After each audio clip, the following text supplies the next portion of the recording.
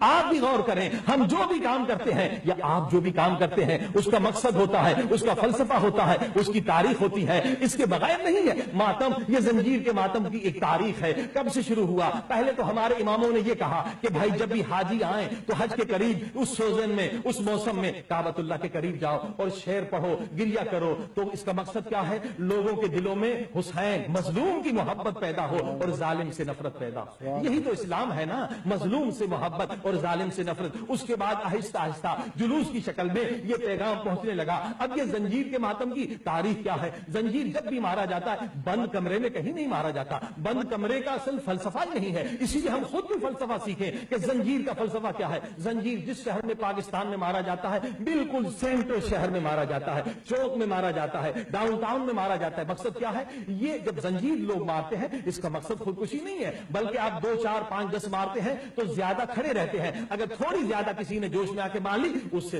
ہاتھ لے لیتے ہیں، اس سے زنجیر لیتے ہیں۔ اس کا مقصد کیا ہے؟ زنجیر ماری تو ایک میڈیا کریٹ ہو گیا، لوگ جمع ہو گئے، ہزاروں لوگ جمع ہوتے ہیں۔ جب جمع ہو جاتے ہیں تو اب میسیج دینے کا وقت آتا ہے، کیونکہ پہلے میڈیا نہیں تھا، پہلے ٹیلی ویژن اسٹیشن نہیں تھا۔ یہ میڈیا کریٹ کرنے کے لیے کہ جو ہزاروں لوگ آئیں ان کے دل میں ظالم سے نفرت ہو اور مظلوم سے محبت ہو جائے۔ یہی تو دین ہے، یہی تو اسلام ہے۔ پورا معاشرہ بدل جائے گا اگر ظالم سے نفرت پیدا ہو جائے اور مظلوم سے محبت پیدا ہو جائے۔ اب آپ نے دیکھا یہ مقصد ہے اس زنجیر مارنے کا، نہ خودکشی ہے نہ کوئی اور مقصد ہے۔ ہر شہر ہر ملک میں الگ الگ تبلیغ کے طریقے ہیں، اصل اٹریکٹ کرنا ہے، کسی کو اٹریکٹ کرنا ہے۔ مثلا آپ دیکھیے بعض جگہ پر ہندوستان میں آگ کا ماتم ہوتا ہے، کسی امام نے نہیں کیا، کسی حدیث میں نہیں ہے، کہ کہیں بھی نہیں لکھا۔ آگ کا ماتم کیا ہے؟ یہ وہاں ان لوگوں کو جو ہندو تھے انہیں اٹریکٹ کرنے کے لیے، مسلمان بنانے کے لیے، دیکھو ہم حسین حسین کر کے آگ میں چلے جاتے، ہمیں آگ بھی نہیں جلاتے۔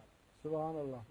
جب یہ معجزہ دیکھا تو ہزاروں لوگ مسلمان ہو گئے۔ تو یقیناً حدیث میں نہ بھی ہو لیکن عقل تو انسان کی کہہ رہی ہے نا، جس بھی عمل سے کوئی مسلمان ہو رہا ہے وہ غیر شرعی عمل نہیں تو وہ کرنا عبادت ہے۔ صلوات پڑھی محمد و آل محمد۔ اللہم صل علی محمد و آل محمد۔ لہٰذا آگ کا ماتم اسی لیے اس کی ہسٹری یہ ہے۔ اسی طرح سے ترکی کے جو شیعہ ہیں وہ جب مصائب ہوتا ہے تو وہ آگ کے اندر نہیں جاتے بلکہ وہ انگارے جو ہیں وہ منہ میں لے لیتے، آگ کھاتے ہیں۔ اب یہ آگ کھانا کسی حدیث میں نہیں، روایت میں نہیں۔ اب وہاں جو غیر مسلمان تھے انہوں نے جب یہ معجزہ دیکھا کہ دیکھو یہ آگ کھاتے ہیں، انہیں کچھ نہیں ہوتا، یا حسین کہہ کے انگارہ منہ میں رکھ لیا، زبان نہیں جلتی، تو ان پہ اثر ہوا، اٹریکٹ ہو گئے اور وہ اسلام کے اندر آ گئے۔ پتہ یہ چلا کہ ماتم کا مقصد کیا ہے؟ غیر مسلمانوں کو اٹریکٹ کرنا۔ ہر ملک میں الگ الگ طریقے ہیں، جس طریقے سے بھی کوئی اٹریکٹ ہو رہا ہے وہ عمل کرے، بشرطے کہ وہ عمل شریعت کے خلاف نہ ہو۔ تو عزیزان گرامی وہ جائز ہے، اس میں کوئی حرج نہیں ہے۔ لیکن مثلا انگلینڈ میں آپ دیکھیے اگر باہر روڈ پہ زنجیر مارنے سے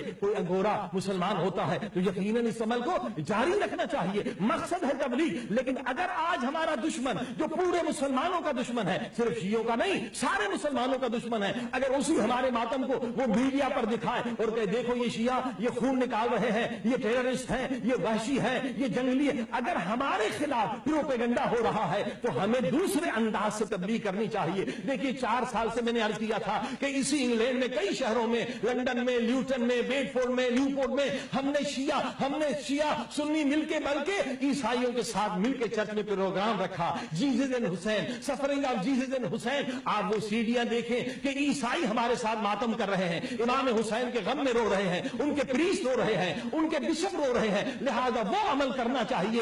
اس سے اور بھی آپ سوچئے ایسا عمل جس سے غیر مسلمان اسلام کے اندر آ جائے۔ صلوات پڑھی محمد و آل محمد۔ اللہم صل علی محمد و آل محمد۔ عزیزان گرامی اب آپ دیکھ رہے ہیں یہ سب غلط فہمیاں ہیں، ان غلط فہمیوں کو دور کریے۔ آئیے حسین کا دامن پکڑیں، حسین علیہ السلام کے دامن پکڑ کر ہی ہم ان مسائل کو ختم کر سکتے ہیں۔ عزیزان گرامی امام حسین اتنی بڑی قربانیاں دی ہیں، انہی قربانیوں کو یاد رکھیے تاکہ جہالت ختم ہو، تعصب ختم ہو، فرقہ پرستی کی لعنت ختم ہو، قوم پرستی کی لعنت ختم ہو، مسلمان پھر متحد ہو جائیں۔ آج بہت ضروری ہے، آج اسلام مظلوم ہے، آج مسلمان مسلمان مظلوم ہے، حسین کی آواز پر لبیک کہیں، لبیک کہیں حسین کی آواز پر، حل من ناصر ینصرنا پر لبیک کہنے کی ضرورت ہے۔ دیکھیے ہر جتنی عبادتیں کرتے اس کا مقصد یونٹی ہے۔ نماز کیوں پڑھتے ہیں؟ اولین مقصد یونٹی ہے۔ الگ نماز پڑھیں، الگ نماز پڑھیں، ایک رکعت ثواب ہے، مل کے پڑھیں ملین سال، ملین زیادہ ٹائم ثواب ہو جاتا ہے۔ روزے کا مقصد کیا ہے؟ یونٹی ہے۔ حج کا مقصد کیا ہے؟ مسلمان یونائٹ ہو جائے۔ زکات کا مقصد کیا ہے؟ مسلمان یونائٹ ہو جائے۔ اور یونٹی سے بڑھ کر کوئی اہم چیز نہیں ہے۔ اگر آج بھی ہم حسین کا نام لے کر یونائٹ ہو جائیں تو یقیناً دنیا میں سپر پاور بن سکتے ہیں۔ میں شیعہ سنی سے کہوں گا، دیکھو قرآن کی آیت ہے نا، یہ مسجد زرار کے بارے میں، ایک مسجد تھی مگر وہاں سے ڈس یونٹی ہو رہی تھی، رسول خدا نے اسے گرا دیا۔ میں شیعوں سے کہوں گا، آپ کا عقیدہ ہے مولا علی چوتھے خلیفہ ہیں، مگر مولا علی نے تلوار نہیں اٹھائی کیونکہ یونٹی ختم ہو جاتی۔ اور شیعہ سنی بات مانتے، بات نہیں مانتے۔ شیعہ تو مانتے ہیں نا، حضرت علی علیہ السلام کے گھر پہ آگ لگی، فاطمہ زہرا زخمی ہوئی مگر حضرت علی نے تلوار نہیں اٹھائی۔ حضرت محسن شہید ہوئے مگر حضرت علی نے تلوار نہیں اٹھائی۔ نہج البلاغہ کو شیعہ سنی مانتے ہیں، ابن الحدیث جو ہے سنی ہے، اس کتاب میں کیا لکھا ہے؟ نہج البلاغہ کے اندر یہ ہے، یعنی حاکم شام نے مولا علی کو تانا دیا، تمہارے گلے میں رسا تھا، اس وقت کو علی یاد کرو جب تمہیں کھینچ کے لے کے جا رہے تھے، یہ سب کچھ برداشت کیا مگر یونٹی کے لیے حضرت علی نے تلوار نہیں اٹھائی۔ اے شیعہ سنی مسلمانوں، اگر تم عاشق حسین ہو، اگر عاشق علی ہو، اگر عاشق قرآن ہو، اگر عاشق اسلام ہو، آج اللہ کی رسی قرآن و اہل بیت کو مضبوطی سے تھامو اور سب ایک ہو جاؤ۔